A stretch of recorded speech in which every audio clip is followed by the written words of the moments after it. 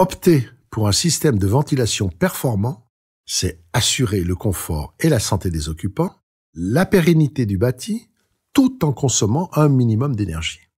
Voyons comment un système de VMC double flux parvient à cet objectif. Comme tous les systèmes de ventilation centralisés, la VMC double flux extrait l'air vicié de l'habitation et le renouvelle par de l'air neuf.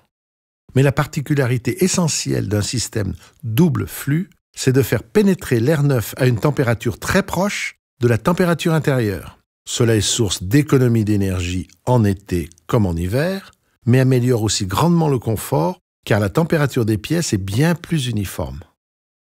Les systèmes simple flux font inévitablement entrer l'air neuf directement depuis l'extérieur. Cela provoque systématiquement un déséquilibre de température dans l'habitation et par conséquent une consommation de chauffage ou de climatisation. Au contraire, les systèmes dits double flux utilisent la chaleur de l'air extrait pour tempérer l'air neuf. La VMC double flux contrôle donc un flux d'air neuf insufflé et un flux d'air vicié extrait, d'où son appellation de double flux. L'installation est un peu plus complexe qu'un système simple flux, mais bien plus économe à l'utilisation. Aujourd'hui, la VMC double flux est le système de ventilation le plus adapté aux bâtiments à basse consommation, dit BBC. Voyons ensemble la circulation de l'air dans l'habitation, puis les caractéristiques principales du caisson double flux. Une installation double flux est composée de deux réseaux de gaines. Un réseau pour le flux d'insufflation et un autre réseau pour le flux d'extraction. Ces deux flux se croisent dans le caisson de ventilation. Rappelons que l'air vicié est toujours extrait depuis les pièces dites techniques, comme la cuisine, la salle de bain, les toilettes. Cela permet d'éviter que les nuisances émises dans l'air de ces pièces ne se répandent dans toute l'habitation. Le flux d'extraction part donc de chaque pièce technique. Par opposition, le flux d'insufflation alimente en air neuf les pièces dites de vie, comme les chambres, le séjour. Le flux d'insufflation est composé d'air neuf, alors que le flux d'extraction est composé d'air vicié, c'est-à-dire chargé de vapeur d'eau, d'odeur et de gaz carbonique, et de tous les autres polluants de l'air intérieur. Le réseau d'insufflation prend l'air neuf à l'extérieur, par une grille généralement située sur un mur. Il est connecté ensuite à la VMC, qui tempère cet air neuf dans sa partie échangeur. Le flux est ensuite dirigé vers un plénum d'insufflation. Ce plénum répartit équitablement les conduits vers chacune des pièces de vie. Le réseau d'extraction part de chacune des pièces techniques et se réunit en un seul flux au niveau du plénum d'extraction.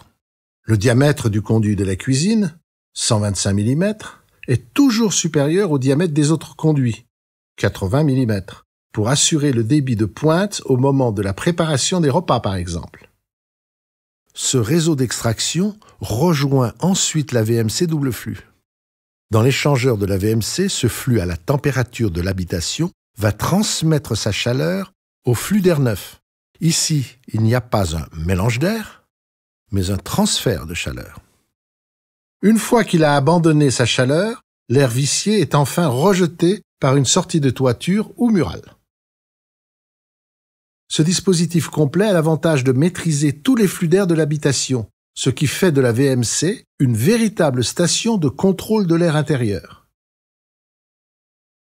Puisque tout l'air insufflé est centralisé en un seul flux, il devient possible de le filtrer, ce qui garantit une santé accrue des occupants, particulièrement s'ils sont asthmatiques, allergiques ou sensibles à la pollution extérieure. Placer le caisson double flux dans une pièce de service, plutôt que dans les combles, facilite l'accès aux filtres, pour leur entretien et donc leur efficacité. Avant même de regarder de près le caisson, notons que le bon fonctionnement de l'installation dépend de plusieurs critères. Le choix de l'emplacement de chaque plénum est déterminant pour limiter les longueurs de gaine et les accidents de parcours. En effet, les branches qui partent du plénum doivent être le plus équilibrées possible, c'est-à-dire de longueur le plus égale possible et avec un minimum d'accidents de parcours. Chaque élément générant des pertes de charge comme les coudes et les rétrécissements, freinent la propagation du flux. La recherche du parcours le plus court réduit la longueur de gaine à installer, mais réduit aussi la consommation électrique du ventilateur qui équipe le caisson. L'isolation des gaines est indispensable pour obtenir les meilleures performances d'une part et éviter les condensations éventuelles d'autre part. Le flux d'air vicié qui entre dans la VMC doit apporter un maximum de chaleur, donc l'intégralité du parcours doit être isolée. Si le plénum d'extraction n'est pas un plénum isolé, alors il faudra l'isoler. L'air neuf, mis à la température dans le caisson double flux, ne doit pas être refroidi le long de son parcours. L'isolation de l'intégralité du parcours est donc requise. Enfin, la bonne étanchéité à l'air du bâtiment est essentielle pour assurer que le contrôle de l'air par la VMC ne soit pas perturbé par des entrées d'air parasites. Dans la configuration double flux, aucune prise d'air extérieure n'est ménagée dans les menuiseries. Et c'est la meilleure étanchéité qui doit être recherchée.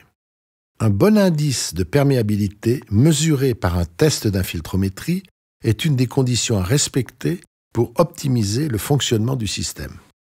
Le système double flux s'adapte au fil des saisons. En hiver, la fonction de l'échangeur permet de limiter considérablement les besoins de chauffage liés à la ventilation. En été, la journée, l'air neuf est rafraîchi dans l'échangeur. La nuit, lorsque la température extérieure chute, l'air neuf entre directement sans récupérer la chaleur de l'air intérieur extrait. Ce processus de bypass automatique est aussi plus ou moins utilisé en mi-saison en fonction des écarts de température entre l'air extérieur et l'air intérieur. Le caisson de la VMC double flux comprend ventilateur, mais aussi filtre et l'électronique qui pilote l'ensemble. C'est principalement l'efficacité de l'échangeur qui caractérise une VMC double flux. La VMC Ideo est équipée d'un échangeur atteignant 92% d'efficacité. C'est-à-dire que 92% de la différence entre la température extérieure et intérieure est restituée. Le recours à des modèles avec échangeur à 60% est certes moins onéreux, mais fait chuter les performances de l'ensemble du système. Le caisson Ideo est équipé de 2 filtres en insufflation, aptes à filtrer successivement différentes tailles de particules. Le caisson est aussi équipé d'un filtre en extraction pour protéger l'échangeur et éviter son encrassement. La télécommande radio permet de garder un contrôle visuel permanent, à portée de main, sur l'ensemble de l'installation, de la programmation et sur l'état des filtres, des piles, du bypass. Notons aussi qu'un même modèle de bouche tunnel-vent peut se transformer indifféremment en bouche d'insufflation ou en bouche d'extraction, ce qui simplifie l'approvisionnement du chantier. La ventilation double flux est la solution adaptée aux habitations qui visent un haut niveau de performance énergétique. L'échangeur se situant au cœur de la VMC permet de récupérer la chaleur habituellement perdue par l'extraction. La réussite d'une installation réside autant dans la bonne mise en œuvre du réseau de gaine isolé que dans le choix d'un caisson équipé d'un échangeur à très haute efficacité. La VMC double flux réduit considérablement les consommations liées à la ventilation. Elle apporte des avancées concrètes en termes de confort et de santé, tant des occupants que des bâtiments.